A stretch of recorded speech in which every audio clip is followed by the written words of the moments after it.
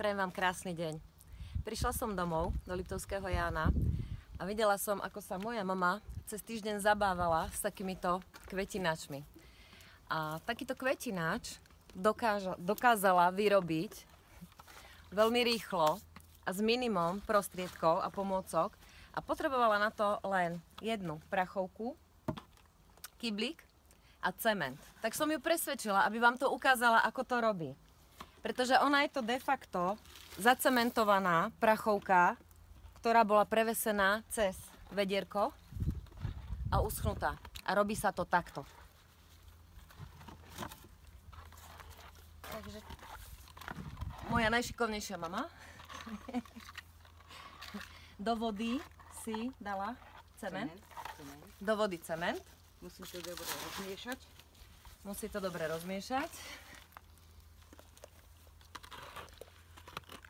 Čiže koľko asi? Tu je nejaký liter vody. Viac. Možno 2? No. Asi 2. 2 litre vody približne a... Musí to taká kaša byť. Kaša. Malo by tam ísť ten piesok, alebo... Môže sa pridať aj piesok, vtedy je to pevnejšie? Také drsnejšie a... A v týchto robených je piesok? Je. Tam je piesok, teraz piesok nemáme, urobíme bez piesku len s cementom. Malo by to ale aj lepšie držať. Cement? Cement. Čiže keď to bude len s cementom, bude to lepšie držať. A cement, normálny kupenský cement s nápisom Keraflex. Neviem, komu robíme reklamu, ale mapejú ten konkrétne. Že normálny cement, ktorý kúpite niekde v stavebninách, asi sa to kúpuje.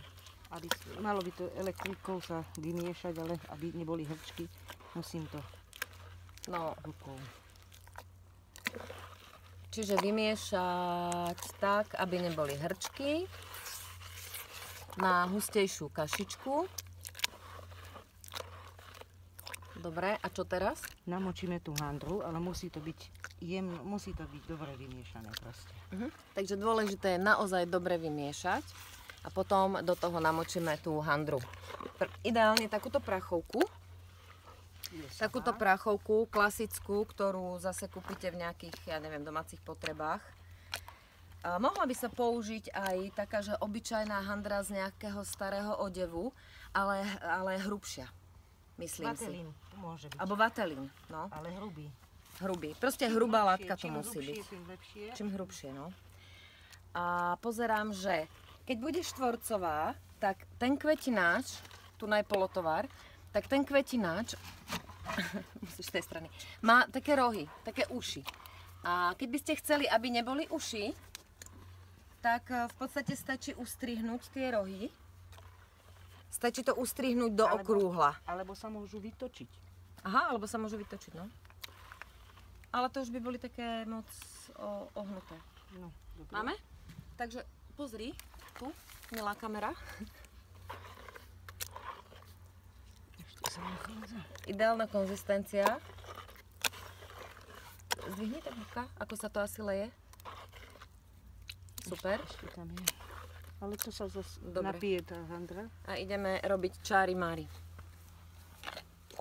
Namočíme. Musí sa napiť celá.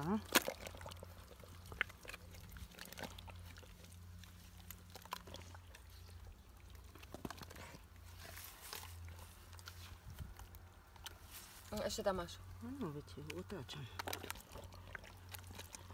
Čiže musí byť úplne celá presiaknutá tou cementovou vodou.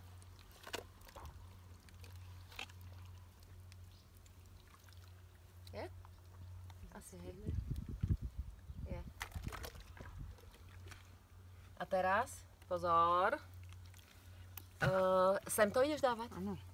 A musia byť takto tie kybliky na sebe, aby to malo z čoho stekať. Aha, jasné.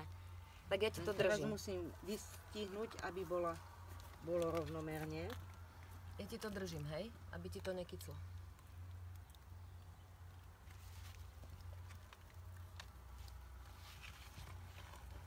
Stred, aby to bolo Aha. primerane.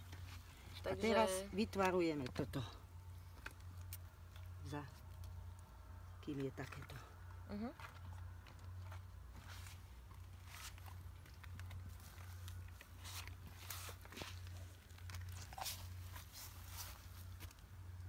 Takže musí to byť prevesené na takom, takom kybliku, ktorý je zvýšený, aby malo to kde stekať.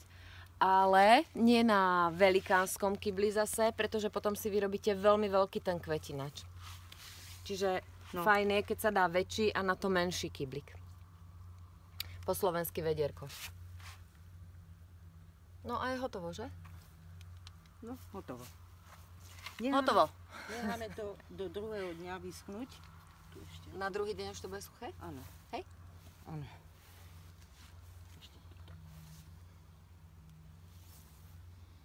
Moc záleží na tom, ako sa upraví. Tidity.